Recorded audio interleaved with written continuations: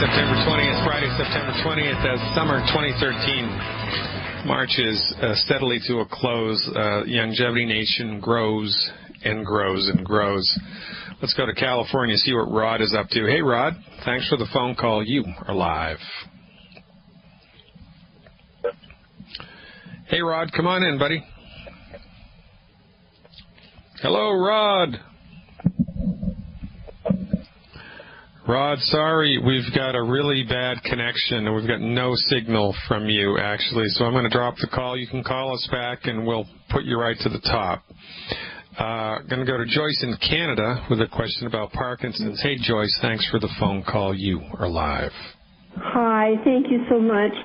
I've got longevity products that just came in today, and I'm trying to get my husband on a Parkinson type regime for him. And you had recommended that 12 eggs per day, and I'm working on that. The only thing, and you wanted it to be like runny, so the less cooked, I guess, the better for the nutrition.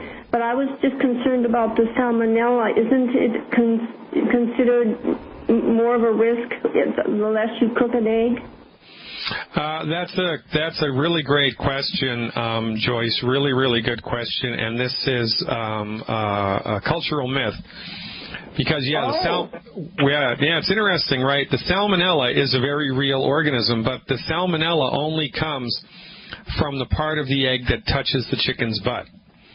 It's interesting. Yeah, right? So if there's salmonella on the egg, it's on the shell. Period. Right. So what happens, the way that this gets transmitted is, right, you got some diner somewhere that goes through 500 eggs every morning. And the chefs are cracking the eggs and putting them into the omelet pans like bats out of hell, right? And they'll get shells into the mix. Or they don't wash their hands appropriately, and so they touch the shell of the chicken. Now they've got salmonella on their hands, and then they make some food somewhere else, and the salmonella goes from the outside of the chicken egg to the food, the mayonnaise that they just made or whatever, right, the coleslaw, whatever. So that's how it is, and that's a great, great, great question. So one way that you can avoid this is by putting a tablespoon of bleach, a teaspoon of bleach into a quart of water, and rinsing or just letting the eggs sit in that when you get them, at the store. The bleach will kill any microorganisms on the outside of the shell. Then you take the eggs out of the bleach solution, dry them, and then use the eggs, and there's no problem whatsoever. So the cholesterol that we're trying to secure is in the yolk of the egg. And if you cook the egg too much, the cholesterol becomes degraded, and it's of no longer any use to the body. Now, the easiest way to see this is, as I'm sure you've seen in your life, if you hard-boil an egg too much, if you cook an egg too long in the shell, when you open it up and cut it down the middle, the yolk, which should be a nice yellow color, turns gray or turns green, or has a gray or a green ring around it. Yeah. When that happens, the cholesterol's gone. There's still protein and other nutrients that are in the egg, but the cholesterol's gone. You cooked it right out. And so so that's the deal here. Now, there is a way, but I don't know what it is, to hard boil an egg so that the yolk remains bright yellow. If you can figure out how to hard boil an egg so the yolk is bright yellow, you can eat as many hard-boiled eggs as you want as part of the 12 eggs a day program. Otherwise, you have to eat the egg soft scrambled in butter, so it's not runny, but it's not all dried out and rubbery like an omelet. It still has moisture to it. Poached or soft boiled. And the best way to soft boil an egg is to bring water in a saucepan to a boil. And once the water's at a rolling boil, you put the eggs in it and start a timer for 7 minutes. If you cook an egg for 7 minutes in already boiling water, and then you take it out at the 7-minute mark, rinse it under cold water immediately, and then take the shell off of it, that virtually assures a beautifully soft-boiled egg. It's 7 minutes at a rolling boil, okay? Okay. And let's not overlook the obvious, right? So we need more cholesterol here, because the idea is the central nervous system is made from cholesterol, so that's what we're trying to optimize. Butter goes wonderfully well with eggs. I mean, soft-boiled eggs with butter and salt, a little cayenne pepper, I mean, that's like heaven. No kidding. So don't be afraid of butter, and you can cook with butter in a fry pan as long as it's on low heat, because if the butter starts to smoke, or if the butter starts to turn brown instead of, golden yellow in the fry pan, that's when the oil in the butter, the fat in the butter has gone bad. It's now it's become a trans fat. But if you cook it in a fry pan under low heat, and the butter doesn't burn or turn brown, then you can cook it whatever you want in a fry pan in butter. And so we're good to go with that. So it's interesting about the salmonella, though, isn't it? Yeah, it is. That's really helpful to know that. Thank you so much. Yeah, you're welcome, Joyce, and best of luck up there in Canada. By the way, at the end of this month, God willing, I'm going to be doing a 4-day tour, lecture tour. We're going to start in Edmonton, then we'll go to Camrose, then we're going to go to Calgary, and then we're going to end up in Red Deer, I believe, or maybe Red Deer and then Calgary. You can check out those details at my website, fireyourmdnow.com. What part of Canada do you live in, Joyce? It's Coaldale, which is outside of Lethbridge. So it's actually fairly close to Calgary. Oh, it is. All right, great. Yeah, it's so 2.5 hours from Calgary. Oh, yeah, very good. So are you towards Banff, or are you the other way? I'm the other way. The other way. Yeah, I'd love to get up to Lake Louise. Have you ever been there? Yes, it is gorgeous. Yeah, is it? What do you think is the best time of the year to go there? Probably right now, because then it's not so hot.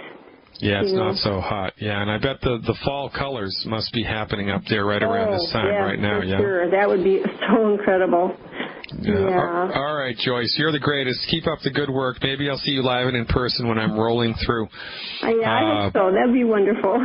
Alberta at the end of the month. Thank you for your program. We really appreciate it. All right, thanks, Joyce. You're the greatest. Keep up the good work. From Canada to Michigan, I think. Michigan, or maybe it's Mississippi, to talk to Sandra. Sandra, where are you calling from? You are live. I'm calling from Michigan. My name is Sandra. I'm calling in regards to, I have a couple questions. One of them is I have somebody that has circulatory problems with her left leg and foot.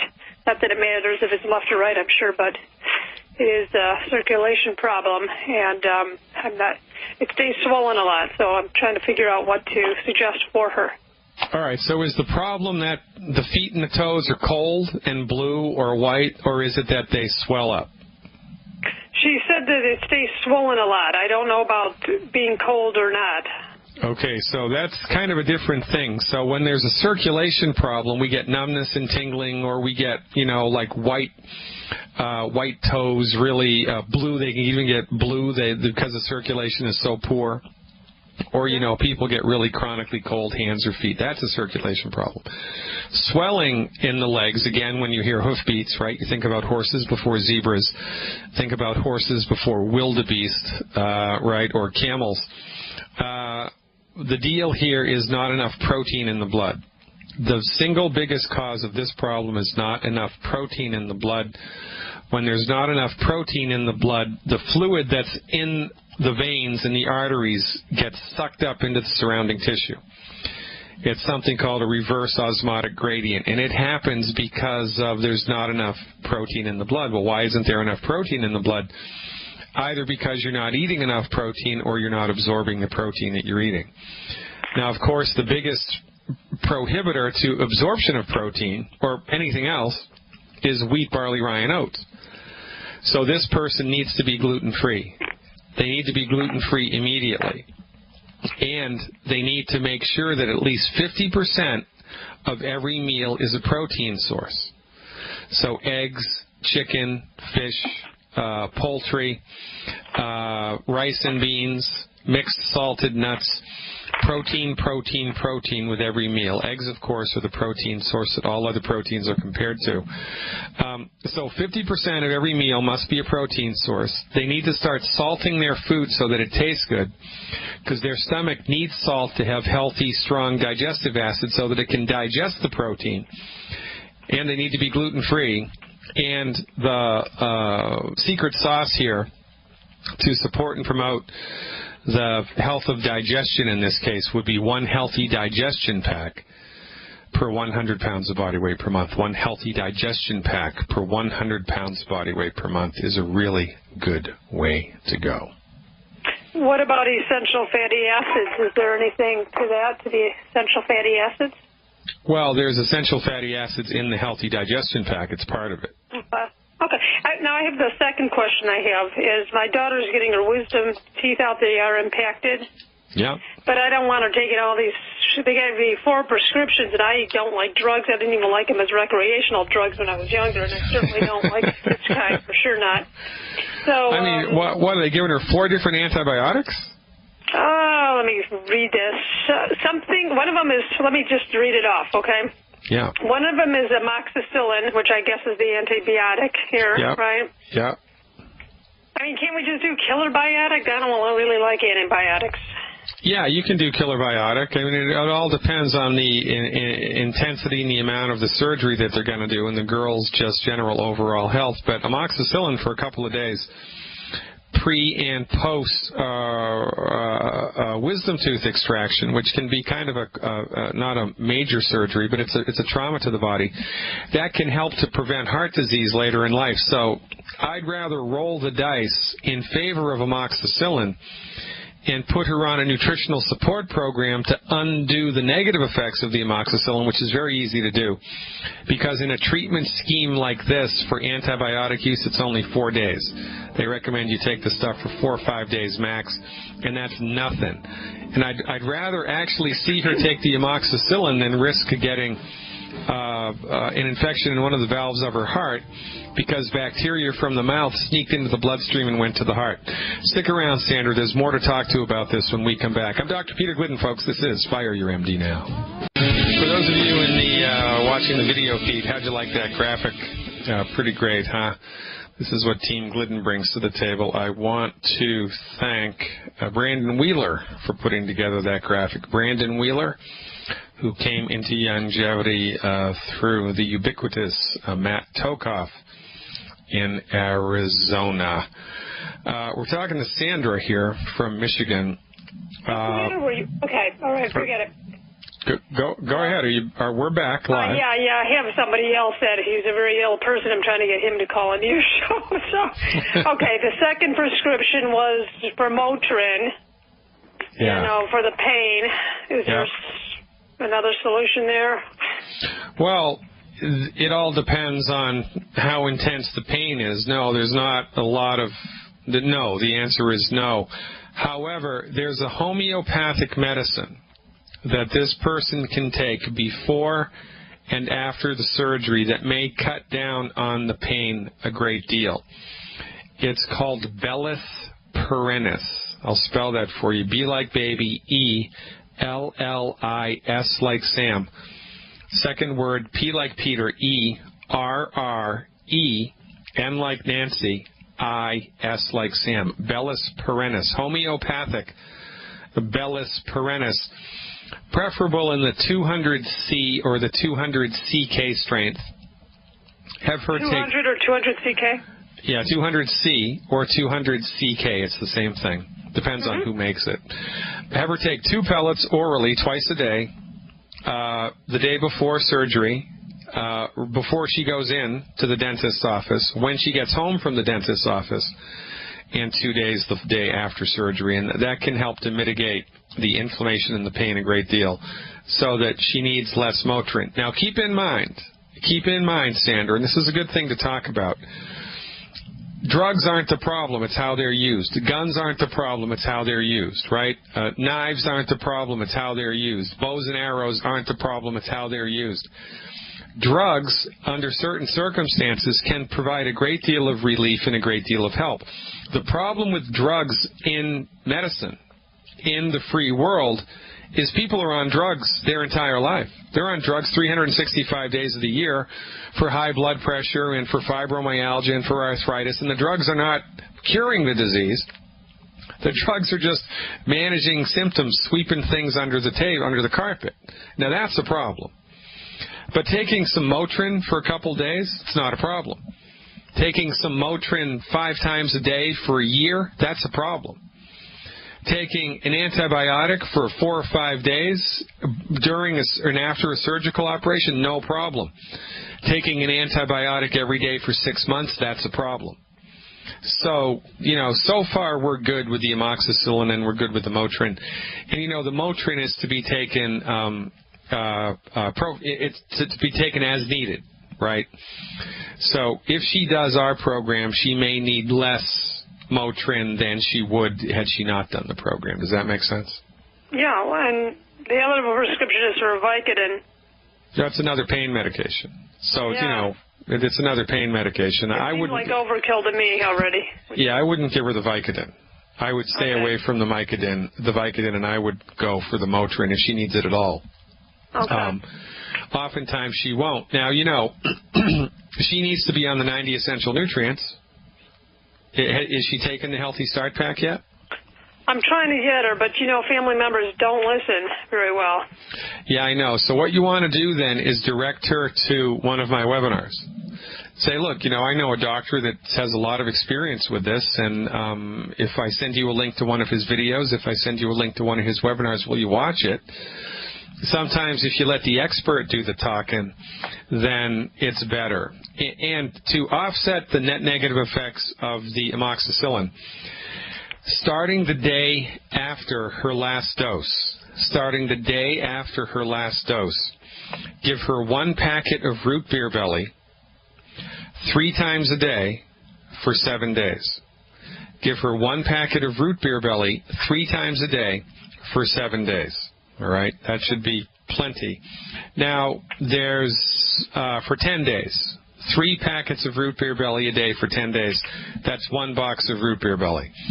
And if you do that over the course of 10 days, that will most probably eliminate most of the net negative damage that the antibiotic is going to create. Because remember, it's a broad-spectrum antibiotic, and it kills all the good stuff as well as the bad stuff. So we're just going to put the good stuff back in, and that's how we do it.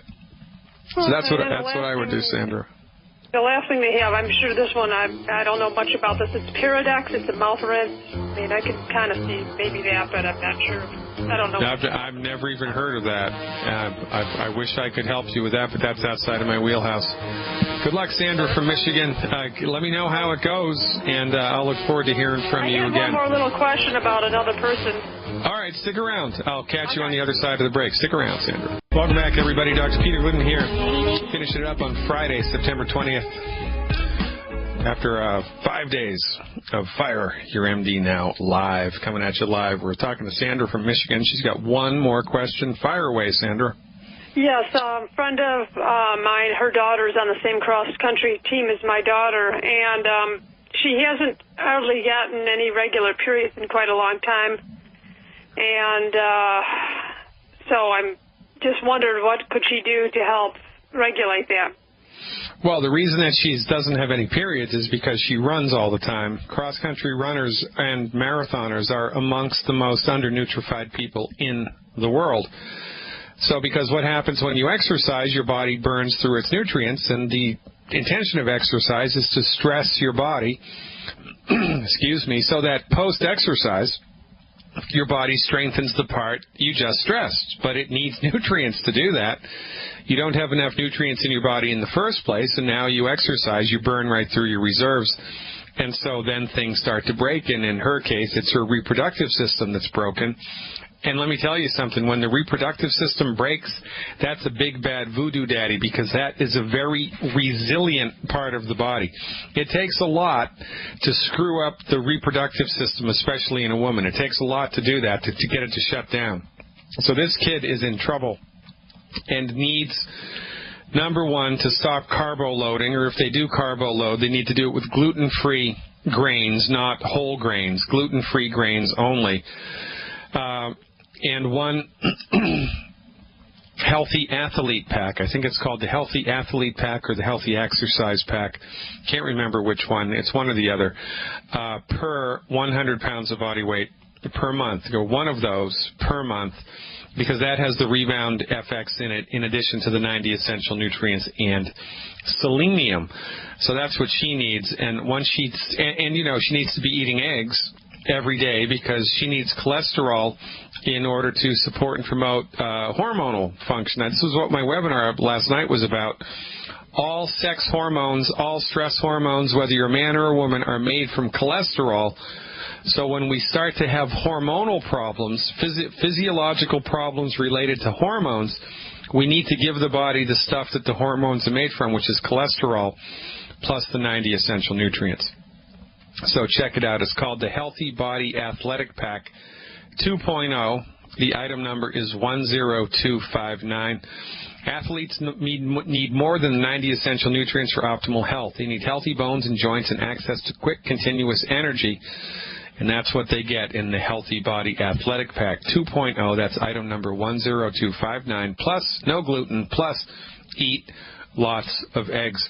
Sandra, you're doing a great crack-up job there in Michigan. I appreciate what you're doing in spreading our message to as many people as will listen. And listen, one of the ways that you can make your efforts more effective is to tell people this. Listen, I know a doctor who says you don't have to suffer with that.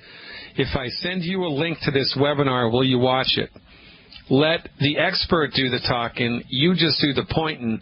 And together, we're going to change the world. Keep up the good work, Sandra. Liking everything that you do up there.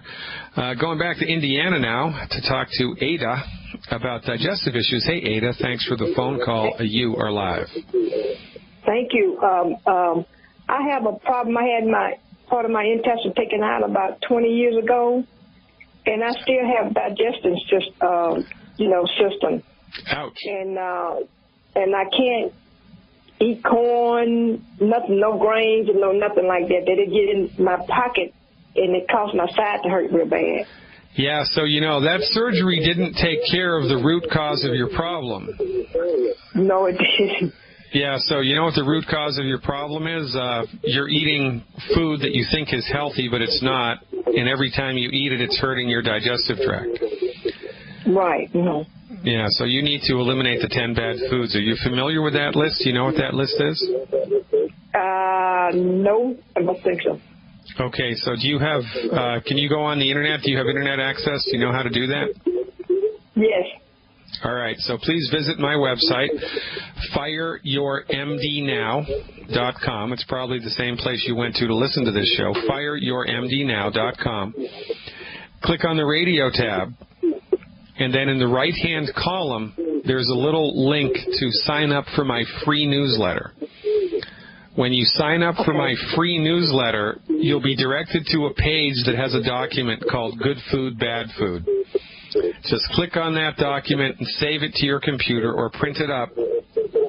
And that has a list of 10 foods that I don't even want you to look at, let alone eat. You have to stop eating these foods or this is not going to get any better. Number one. And number two, how much do you weigh, Ada? 160. 160? All right, so here's what I would do for 90 days.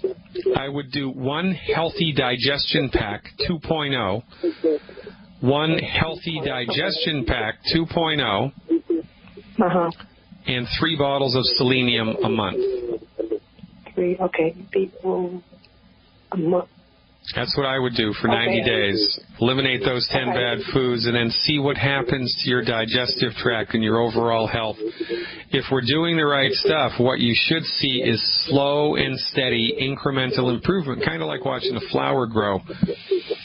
Slow and steady wins the health recovery race when we're using medical nutrition. Does that make sense? Mm-hmm. Yes, sir. All right, Ada, give it a try. How'd you hear about me, by the way? By Mr. Dale, Dalton Dale in Indianapolis, Indiana. Okay, is he a longevity person? Yes, sir. All right, so get in touch with him and he'll tell you how to get the nutritional supplements, and that's how we're going to change the world. We're all in this together. Thanks for the phone call, Ada. Keep up the good work, and let me know how it goes.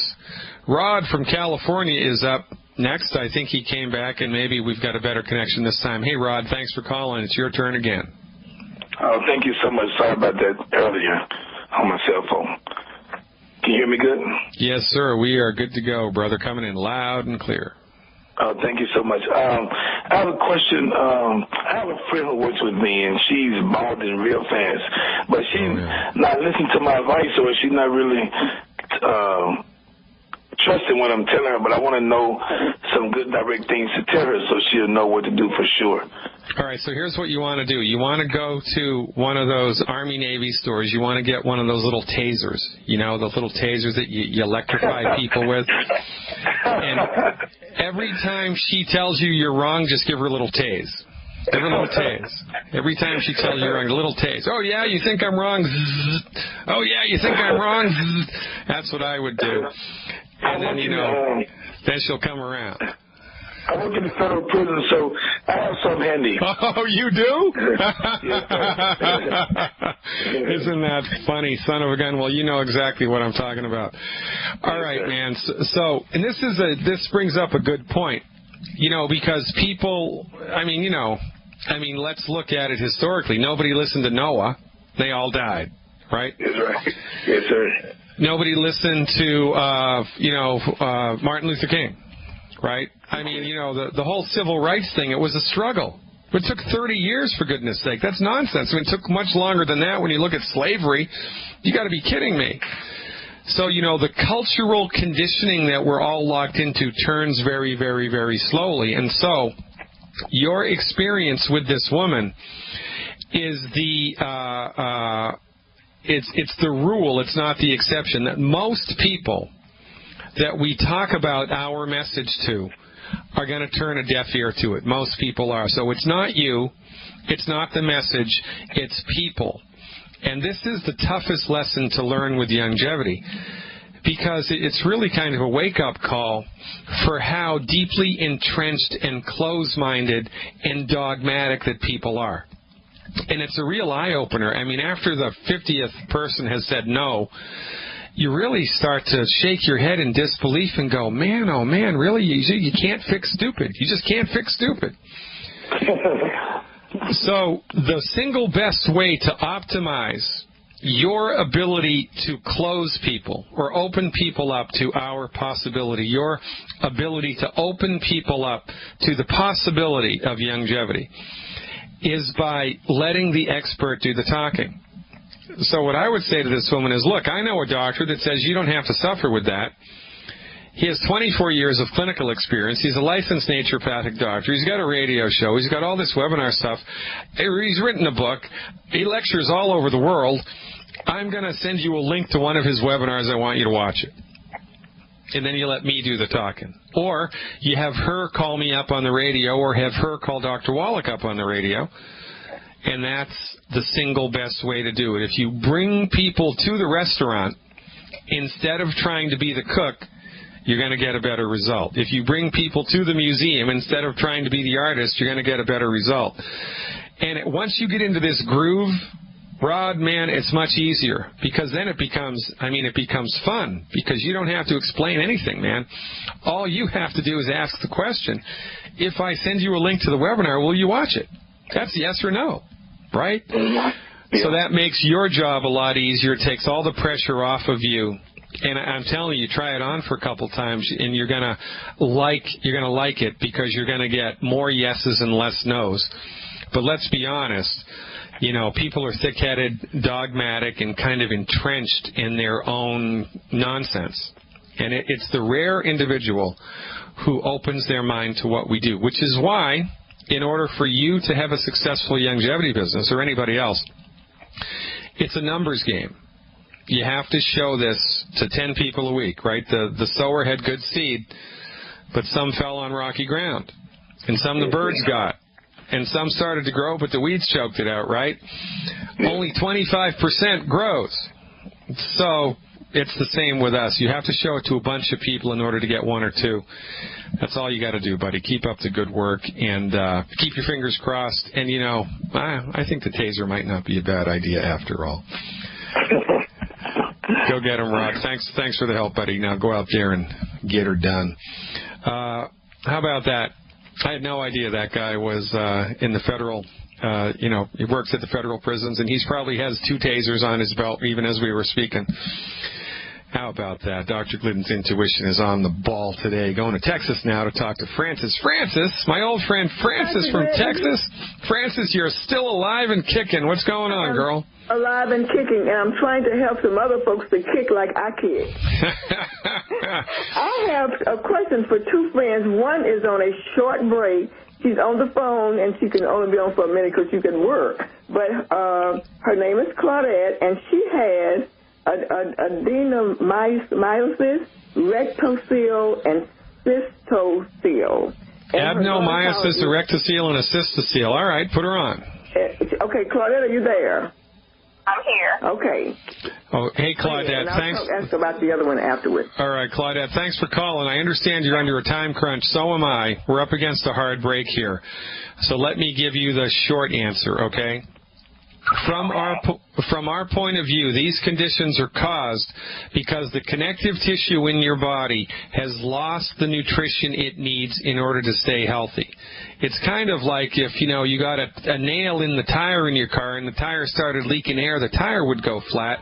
Well, the connective tissue in your body is starting to go flat, not because you have a bad gene, not because you have a voodoo curse, but because your body has run out of the stuff it needs to maintain its structural integrity. And you're unwittingly eating all the wrong foods all the time.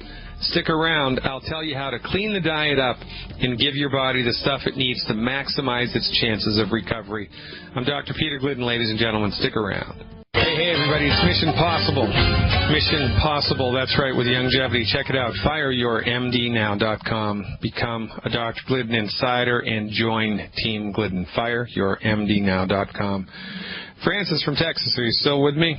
I am still here. She had to go back to work, but I am still here. Okay, good girl. So here's the recommendation here.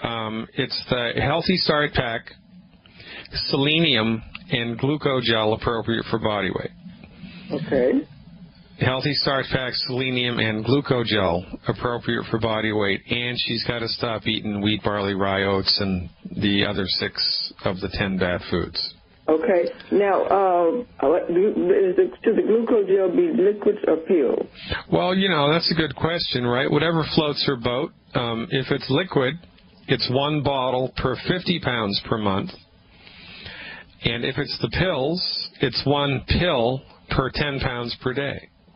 Okay. So, if she's 180 pounds, she needs 18 capsules a day or 4 bottles, a month, right? Okay, and how much selenium? Oh, the selenium, it's 1 bottle per 50 pounds of body weight per month. Okay. Now, her gynecologist is threatening a hysterectomy, wants to give her a hysterectomy, and she says that her insides come out and she has to push it back in sometimes.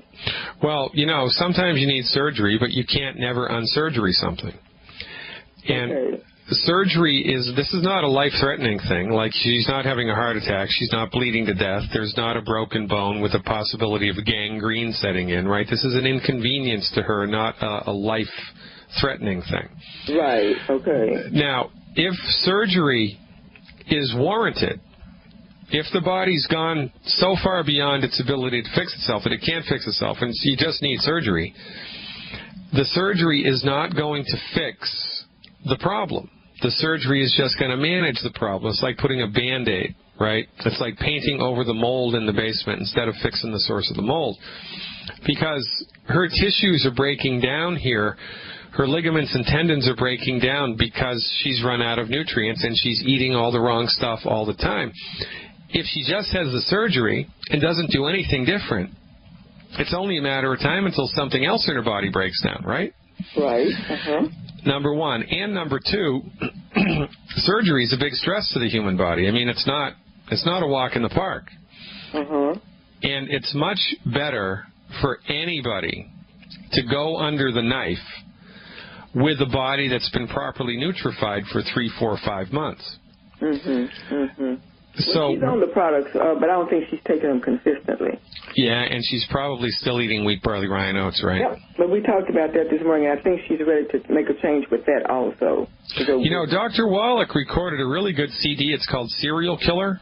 And it talks about why wheat, barley, rye, and oats is bad. I also have a little video on YouTube. It's called Against the Grain.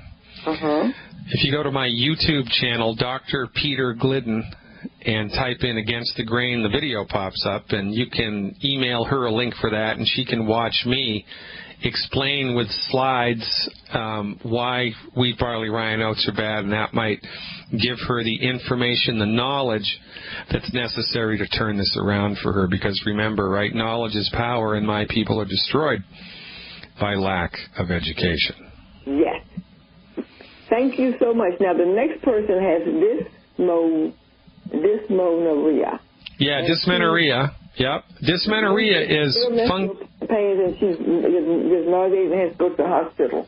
Yeah, okay, so calcium. She needs calcium. So the Healthy Start Pack 2.0 is the best, and 1 extra bottle of the Beyond OsteoFX a month.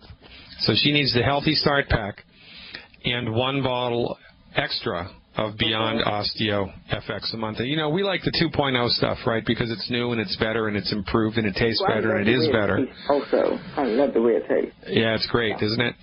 So give her that plus... Would hurt her or help her at all with that? Z-Radical? No. Z-Radical isn't the first thing. I mean, Z-Radical is going to help everybody, but it's not going to specifically help this. This is specifically a calcium deficiency thing. Okay. It's a calcium deficiency. And counsel her to eat more eggs and food that's high in cholesterol, because all of her sex hormones are made from cholesterol.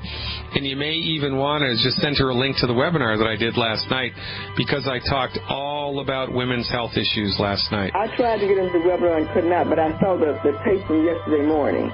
All right, Francis, we're out of time, regretfully. I appreciate everything you do, Francis. Ladies and gentlemen, Dr. Peter Glidden.